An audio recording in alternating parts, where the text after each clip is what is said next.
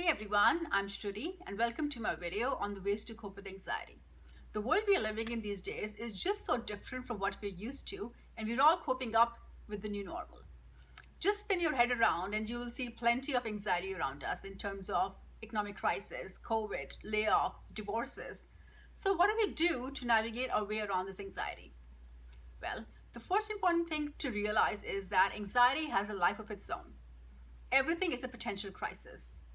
Sometimes it's not even one specific threat, it's the possibility of a crisis which puts us humans into an anxiety mode.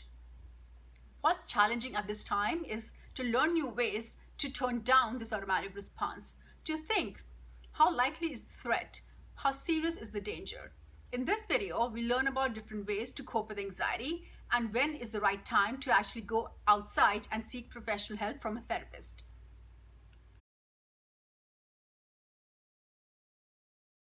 When anxiety takes a toll, your body knows it. You have trouble sleeping, eating, concentrating, get headaches. You might even get panic attacks, which is pounding heart, and lightheadedness. Anxiety can also feel like depression. These two sometimes overlap.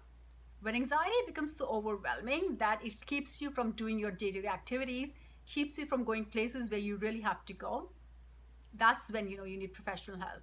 So an example of this could be you're so nervous about going to your child's school to meet the teacher that you just don't go, you don't show up for the appointment. Now, this is a real anxiety disorder and you perhaps need a therapist's help here.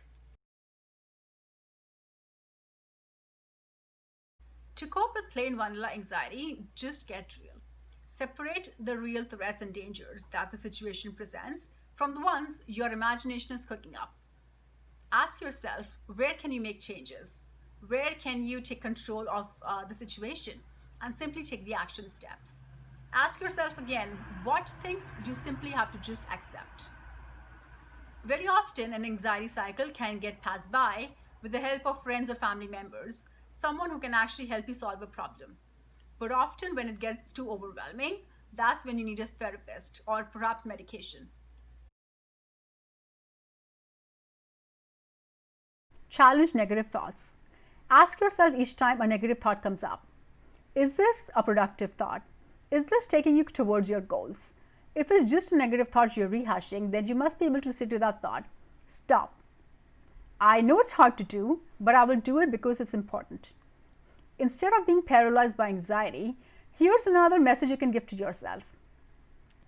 I may have to take up a job which I don't like as much. I may have to travel a bit further than I like, but I will do what I have to do now. It's giving me the security of income, and I can always look up for something better later.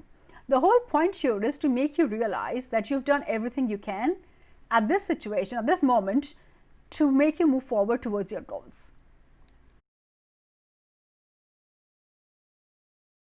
Relax yourself. You may even need some breathing retraining. When people are anxious, they tend to hold their breath. There's a certain diaphragmatic breathing technique that can help you to calm your nervous system down. Do yoga, do meditation, do some exercise. Exercise is the best way to deal with anxiety. Most of all, don't compound your problems.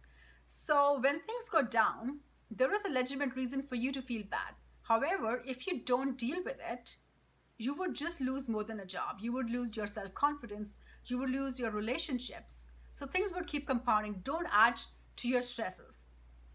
So these are the few steps that I thought I'll share that can help you deal with anxiety, and most of all, to know when is the right time to go and seek professional help. Thank you.